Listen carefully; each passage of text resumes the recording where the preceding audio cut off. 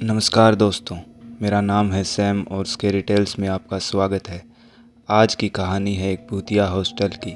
इस कहानी का नाम है हॉन्टेड हॉस्टल। यह कहानी हमें भेजी है अरुण ने, तो आइए शुरू करते हैं। मेरा नाम अरुण है। आज मैं मेरे साथ हुए कॉलेज के दिनों में एक भयावह अनुभव को साझा करने जा रहा हूँ। मैंने मेडिकल की पढ़ाई के लिए अपने शहर से अलग शहर के कॉलेज में दाखिला लिया था।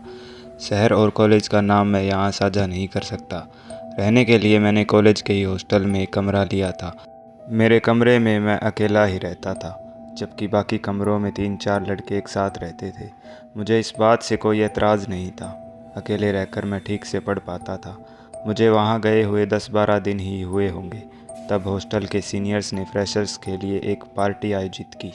पार्टी रात के वक्त थी। हम हॉस्टल के सारे लड़के वहाँ इकट्ठा हुए थे, लेकिन पार्टी के शोर शराबे से मेरा सर दुखने लगा था, जिसके कारण मैं पार्टी ख़त्म किए बिना ही वहाँ से निकल आया।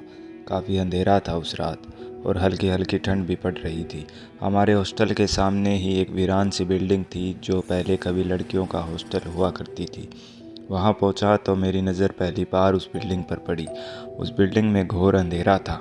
उस बिल्डिंग का बड़ा सा लोहे का दरवाज़ा हवा में झूल रहा था।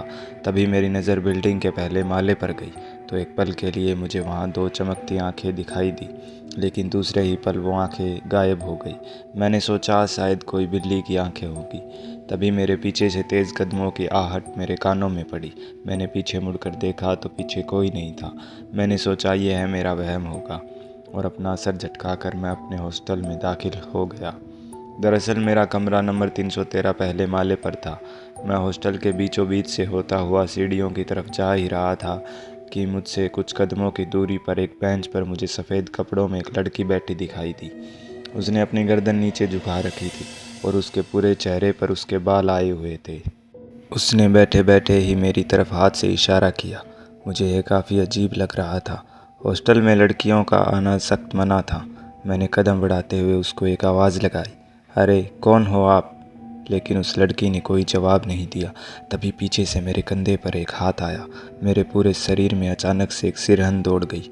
मैंने पीछे मुड़कर देखा तो पीछे एक मेरी ही उम्र का लड़का था, शायद इसी हॉस्टल का था। उसने मुझसे कहा, मैं तुम्हें काफ़ी देर से देख रहा हूँ, तुम कुछ परेशानी में लग रहे हो।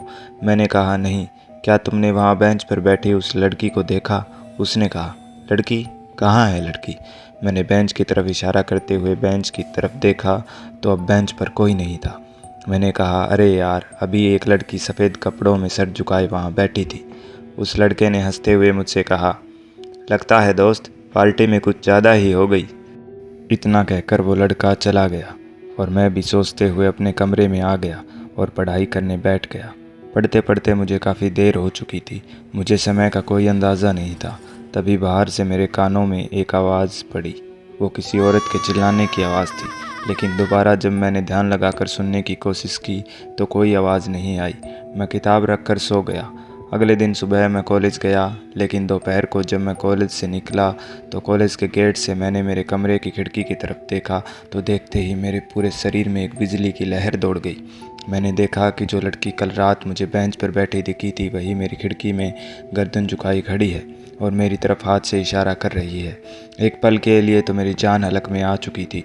मैं भागकर मेरे कमरे में गया, लेकिन वहाँ कोई नहीं था। इस बार भी मैं उस लड़की का चेहरा नहीं देख पाया था। मैं नीचे जाकर बेंच पर बैठकर इसी घटना के बारे में सोच रहा था।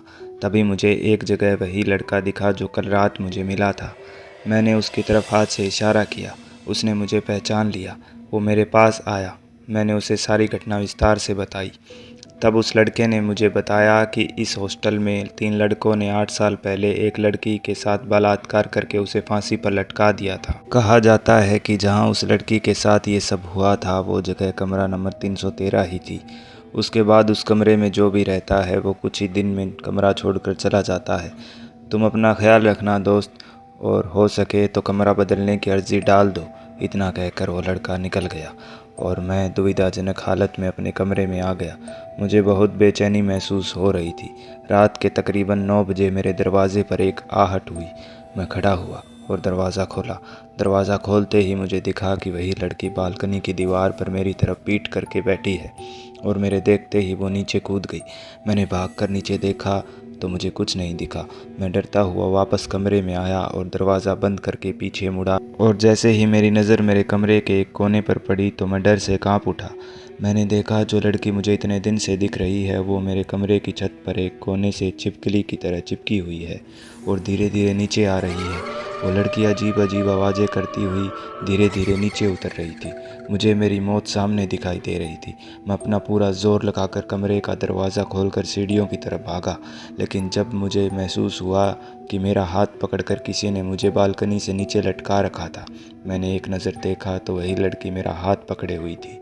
उसके चेहरे पर ना आंखें थी, ना नाक, ना मुँह, और तभी उसने मेरा हाथ छोड़ दिया। मैं नीचे फर्श पर गिर पड़ा।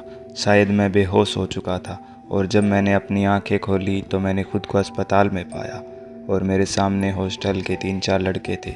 मेरी 2 हड्डी टूट चुकी थी। मुझे ठीक होने में 3 महीने लगे, लेकिन दोबारा कभी मैं उस हॉस्टल में नहीं गया। मैंने उस लड़की के बारे में जानने की कोशिश की तो मुझे सिर्फ इतना ही पता लगा कि उसका नाम दीक्षा था।